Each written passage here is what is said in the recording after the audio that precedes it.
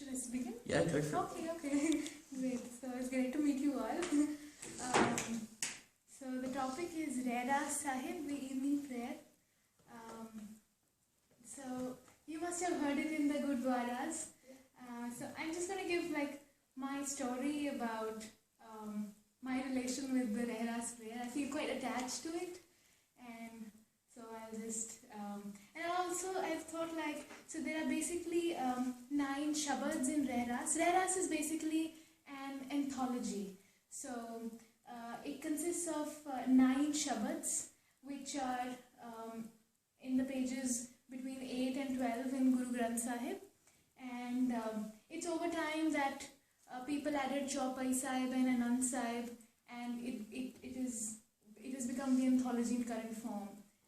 And so how my connection started with Rahras was that so I am from Ludhiana, and since I was 5 years old,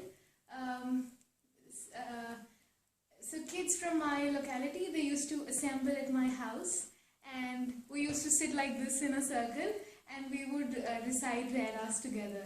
And my mom and dad, they would be helping us with the recitation. So we would all be playing in the parks before, and then we would all assemble at my house, and then we would do Rahras. And then at the end of the small session, there would be games or stuff like that. And it was like a fun thing to socialize with everybody every evening.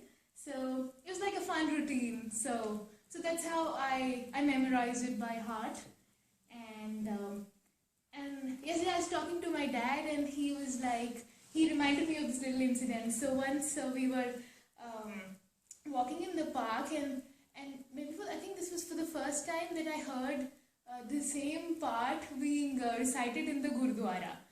And till that time, I didn't know that, okay, this was something universal, that everybody did that. I thought, okay, only we did this. So I remember, so Papa told me that, I was like, Papa, sade wala part ho raha hai.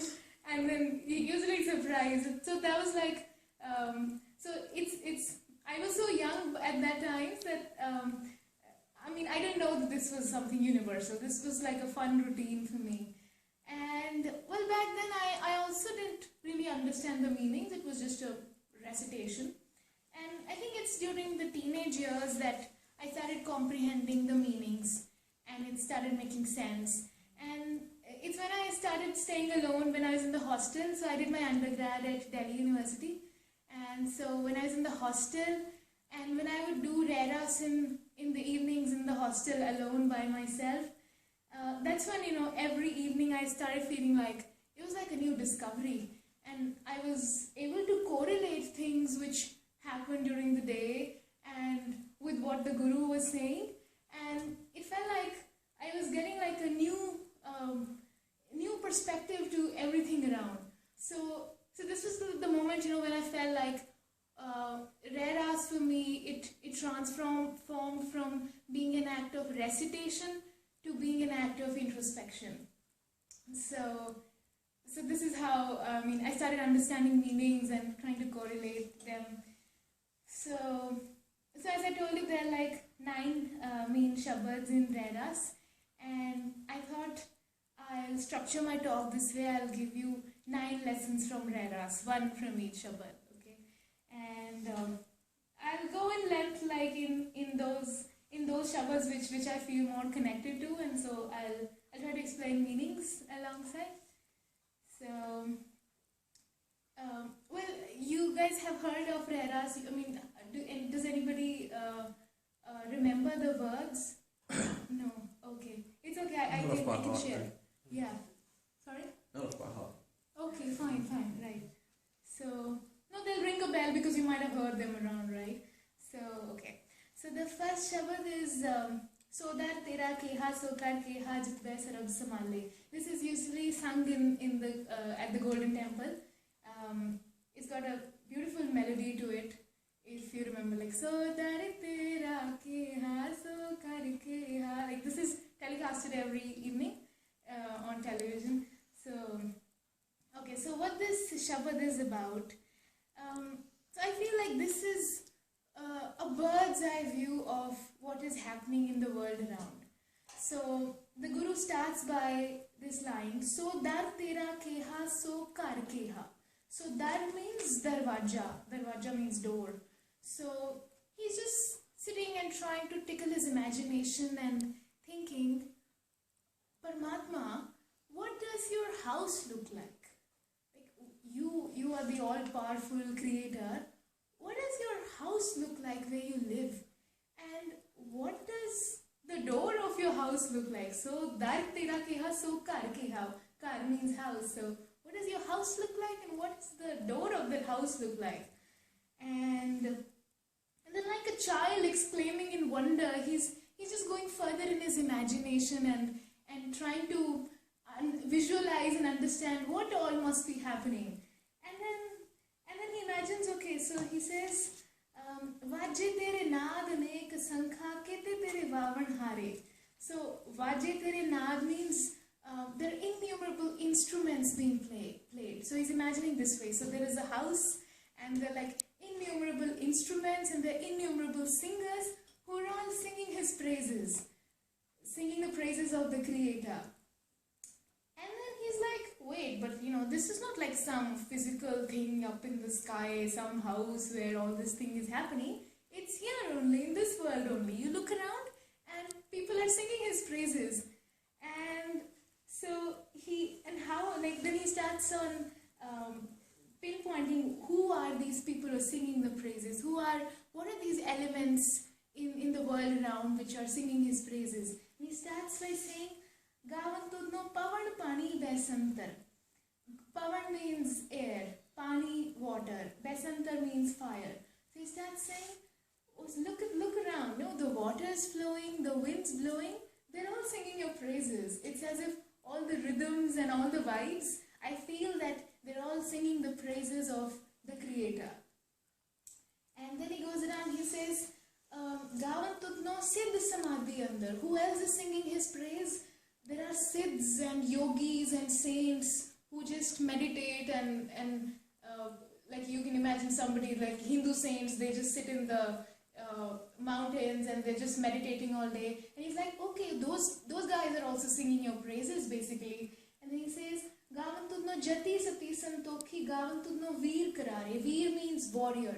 There are warriors in this world around who are singing your praises. Gavan tudno pandit padan rakhi sir. Pandit means scholar of any religion. And he says, the scholars from all different faiths who are singing your praises. Gavan tudno mohani aman. It's not like only the religious minded people. He's like, they're beautiful ladies who are singing your praises. And then he further goes on, Gavan tudno khand mandal brahmanda. It's like the whole continents and solar systems and universes, they are singing your praises.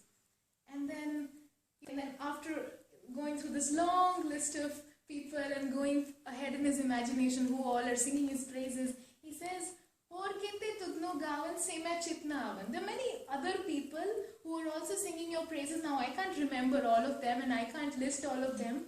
But the point is that you have created them and now you are beholding your own creation. So, and this is like the thing which is happening in the world around. Everybody is singing your praises. So it's like, I feel like this Shabad brings about the glory of God. So, and when I sing it, when I recite it, I feel like I'm not alone. I'm in communion with a lot of people. So my friend Naima, she does her evening namaz, and I feel like even she has been listed in this Shabad, that because he said like people from different faiths are praising him. So people from different faiths, Naima is praising him. And I had mentioned in that article, like I'd gone to the synagogue and they were also singing in the evening, and I felt that even those Jews have been mentioned in this Shabad basically. So scholars from different faiths, they are also singing his praises only. So this Shabad kind of elevates your mental outlook. So you get this bird's eye view of the world around, and you get a new view of his creation. You don't like look around at people as just people, but there's like his light in them, and he is causing them to sing his praises and bring out this glory. So that's the first Shabad. The next Shabad is Sun Vadda Akhe Sab Koe, Kevad Vadda Ditha Hoe. And my favorite line, so I'll just give you like one line from each Shabad, and that will try to bring out the lesson which I'm trying to give from every Shabad. I've just highlighted my favorite lines in every Shabad, and so I'll just share those. So here, so there's a tuk which says, कीमत पाए न कहिया जाए, कहने वाले तेरे रहे समाए. कीमत means the value. So he says, no one can describe or assess your true value, because we are such puny beings, and it's like he is an ocean, and we with our limited intellects, we can't of course describe him completely. And कहने वाले तेरे रहे समाए, and those who start describing you, they just remain absorbed in you, but nobody can fully explain you. So this Shabad, I feel it brings out, it gives you a lesson in humility. So when you actually try to fathom the greatness of Vaheguru and contrast it with how little you are in front of him, you can't even understand and fathom how huge he is, how grand he is. So I feel like this Shabad brings out that component of humility. Okay, going on to the third Shabad. So it starts with this Pankti. Akha jiva visre mar jao, akhan okha sacha nao. And I feel like the first line is really touching. So it says, Akha jiva visre mar jao. Akha means to say. Like in Punjabi, people often say, Flana akhda si. Akha means to say. So, Akha jima. Jima means to live. So he says, when I say your name, when I repeat your name, then I live. And visre mar jao. Visre means to forget. And when I forget your name, mar jao, I feel like I am dead. So, we often see in movies, and people often say, when they're in love with someone, they're like, I'll die without you. So I feel like that's humanly love. And this is about love with Paramatma. And this is like the purest form of love. And this is what a true lover tells his beloved, that Akha Jima. So the Guru is, I feel like he's in that state of mind, and he's saying this, that as long as I repeat your name, I am living. But the moment I forget it, I feel like I'm dead. So it's akin to a spiritual death for me, that I have forgotten you. And I feel sometimes like, you must have also felt like, sometimes we get so busy in other routine and other things of life. You're meeting deadlines and finishing assignments, and you forget God really. You just forget why you are here. Like, people go into existential crisis, like, who am I at the end of the day? What am I here for? So I think that happens when all these feelings accumulate. When you have forgotten him for a really long time, then you start feeling like something is dead within me. And that's like, I think that element is being brought here. So, visre mar jao. So as long as I remember you, I live. But the moment I forget you, it's like death for me.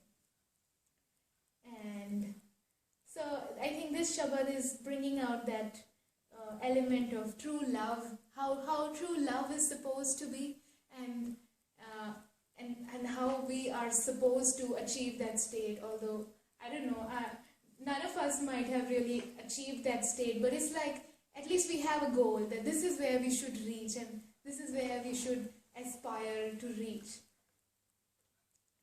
Okay, then is the fourth Shabad, Har ke Jan Satgur Satpurkha. So all these Shabads are in different rags, like all the Bani in Sri Guru Granth Sahib is in different rags. It's meant to be sung, it's basically poetry.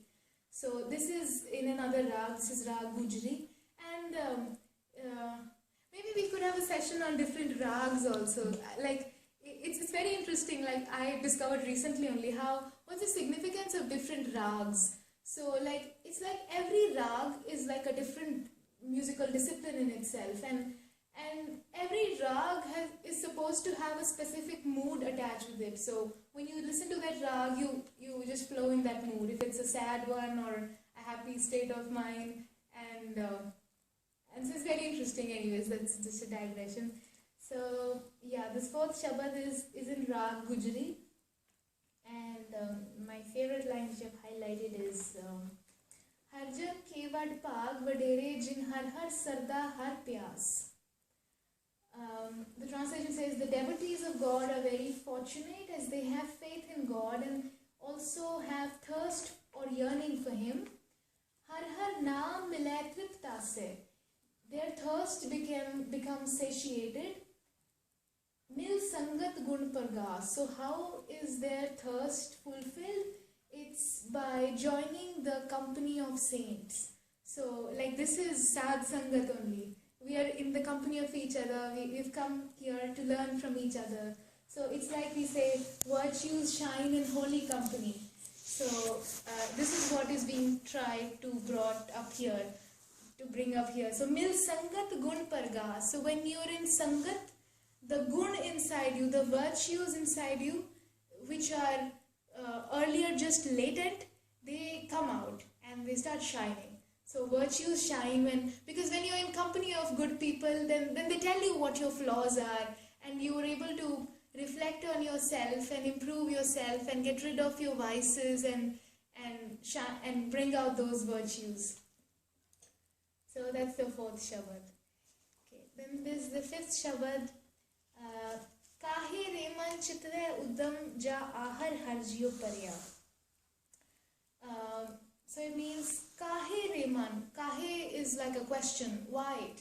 Kahe re man. Man means mind. So as if you're asking your mind.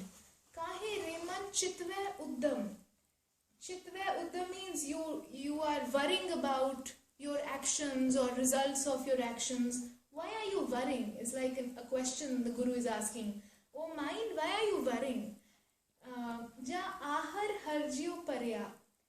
Ahar means, like in Punjabi you say, aare lag gaya hoya hai, ki he's engaged in something, somebody is engaged in some work, that means, then you say, aare lag gaya hoya, or ahar vich kise lag gaya hoya.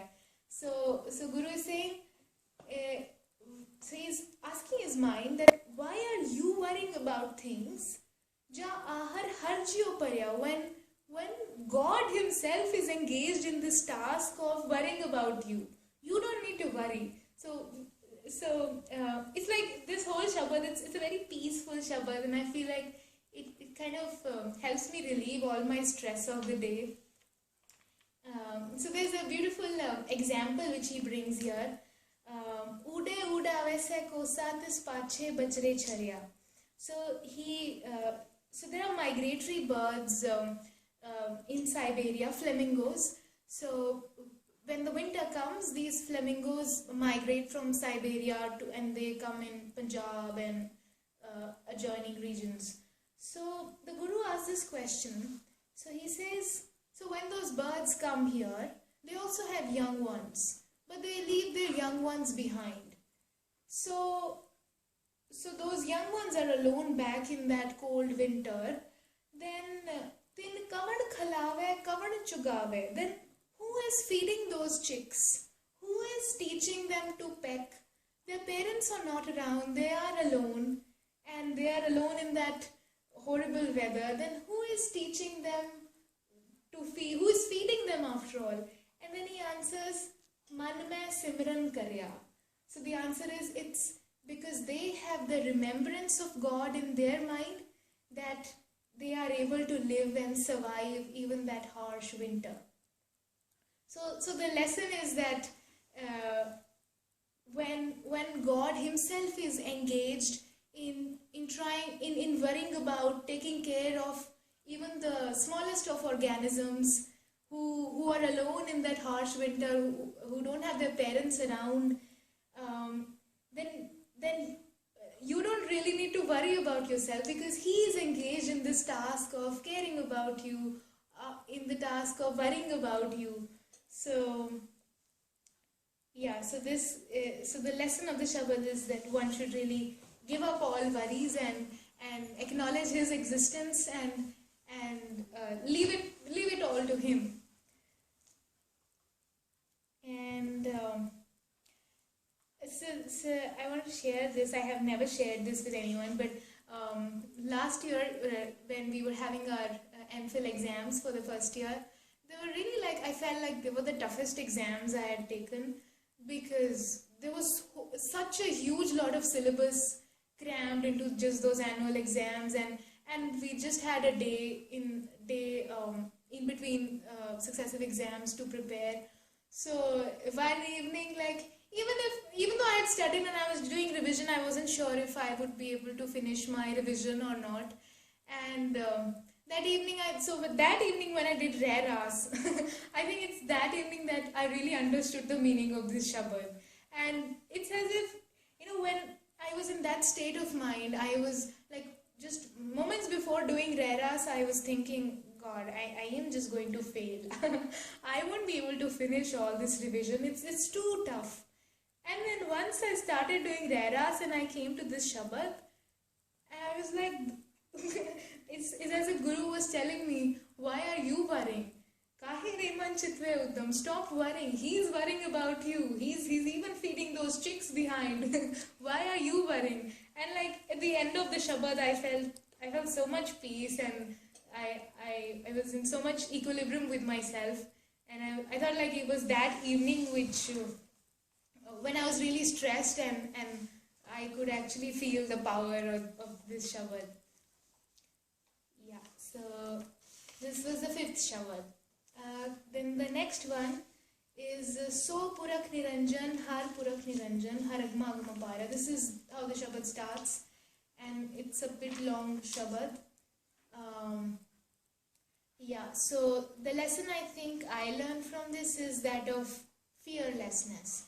So there is this line, it says, Jin nirpao, jin har nirpao tyayaji. Nirpao means fearless. So like in the Mool Mantra we say nirpao. God is fearless. He has no fear at all. Unlike us, we have fear of failing, fear of death, fear of not getting what we aspired, and yeah. So he is the most fearless entity in this universe. So yeah, so the Guru says, Jin nirpao, jin har nirpao tyayaji. So those people who recite his name and meditate on the name of that fearless entity, they themselves become fearless. Tinka pao sab gavasi. All their fears vanish. So, and how does that happen? That is given in the next line. Jin sevya mera harji te har har roop samasi.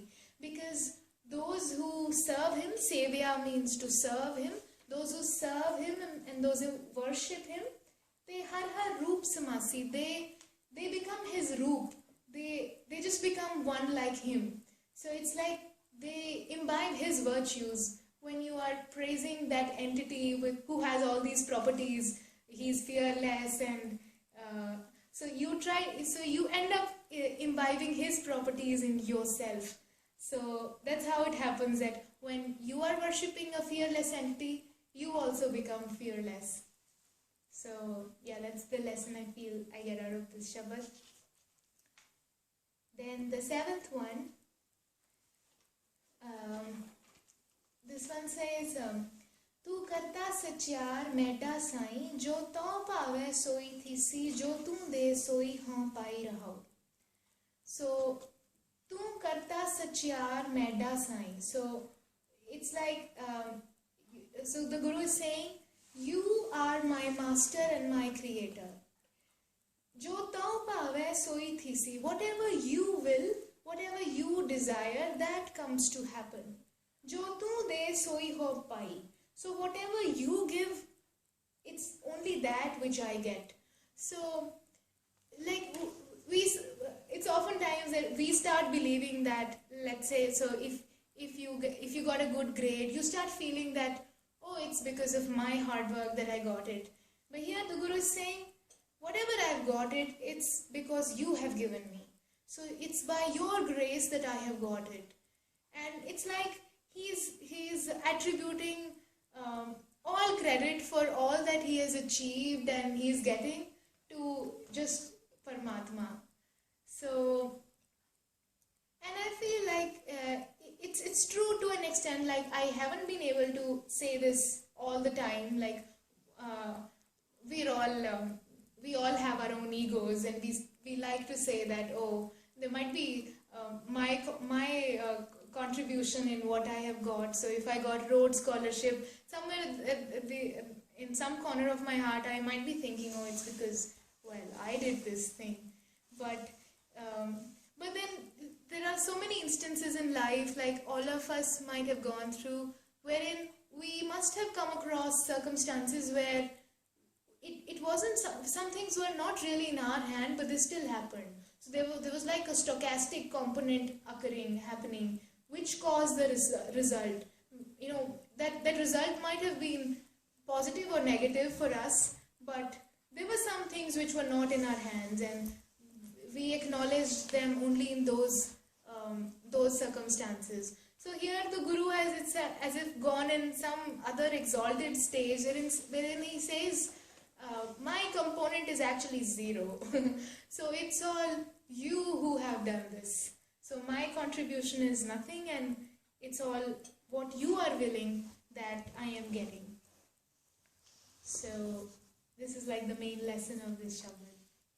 And after this Shabad, so we have the Chaupai Sahib, which is like which is recited separately also, and it's like a very powerful prayer. So you are praying for strength and for power, and it is followed by Anand Sahib. So Anand Sahib, as we all know, it's recited at the end of all the samagams, and Anand Sahib is, I personally really like Anand Sahib. It's like, so when I do an Anand Sahib in Rehras, so I feel like, you know, I started my prayer with all the worries in my head and all the tiredness of the day, and I started with all those feelings, and then by the time I reach Anand Sahib, it's like it's such a bliss to do it, and it's as if, you know, with every pauri, all those worries have been dropping down, and finally, like, you reach this this Shabad wherein it's you just exclaim with joy. So it's Anand Sahib. Anand means joy or bliss, and basically Anand means everlasting bliss. So that's like the ideal state of the world, wherein we could have everlasting bliss, but hardly any one of us is able to achieve that state. We all go through these times of ups and downs. All our happiness is like, they're just little spurts of happiness, and then we do have our dark days. So Anand Sahib is like that ideal paradigm wherein you could have everlasting bliss. So how Anand Sahib starts is, Anand paya meri maaye, Sat Guru mein paya. This is how the Guru starts. He says, I finally found joy. I finally found Anand. And why? Because Sat Guru mein paya. I found him. I found Sat Guru. I found my creator, and I have become one with him. So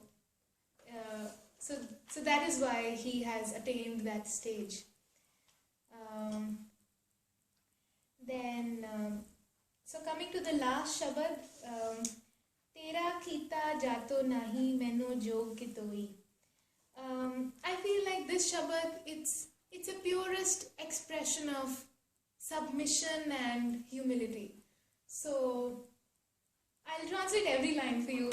I really like this entire Shabad. He says, Tera kita jato nahi. I have not acknowledged your kindness. So Guru is telling God that I have not really acknowledged your role and your kindness. Mainu jog kitoi. You have made me worthy of all that I am right now. Main nirgun aare ko gun nahi. I am nirgun. Nirgun means I don't have any virtues. I am meritless. And I possess no virtue.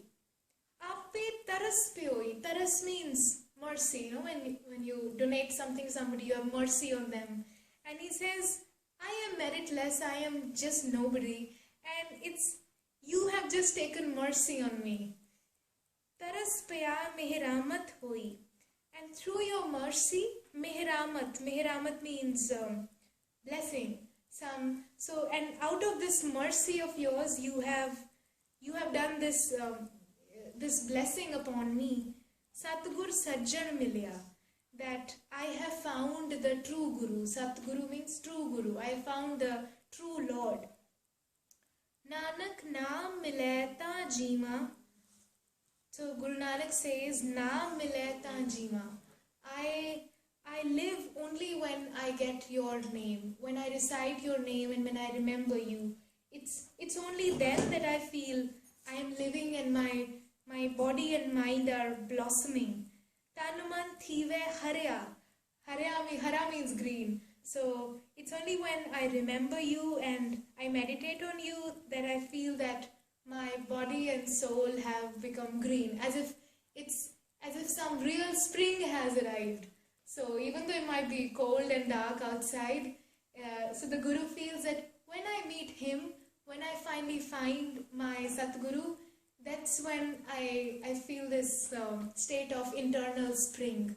So, and my entire body and mind blossom forth. So that's like the whole, so this was the last Shabad.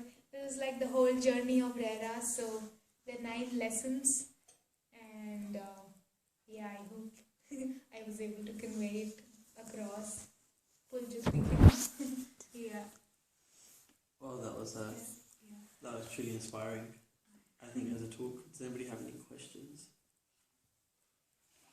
I have one. Okay, sure. What's your favourite line in the entire letter? Okay. Is the last line. Tars pe aa mehramat hoi Satgur Sajjan Milya. It's like I feel like when I'm counting all my blessings, then at the end of the day, like I like to conclude it like this. So tars pe aa mehramat hoi. It's not something that I have achieved. He has done tars on me, and it's out of his mercy that I've got here. I have gotten to Oxford through his mercy only. And so I really like that line. And Satgur Sajjan Milya Nanak Naam Mileta Jima Tan Man Thive Harya. I mean, I love the way Rehras ends on a very positive note. And it keeps me on that note for a while. So I get this real kick by the end of it. Yeah. Anything else? Any comments? You said it should be sung in a rag, right? Yeah. One of my favourites is Jog Bayside, but I've heard different styles. Okay. Is there anything wrong with like a different style, or should it be a specific, like sang in a specific way? You're saying is it wrong if it's Okay.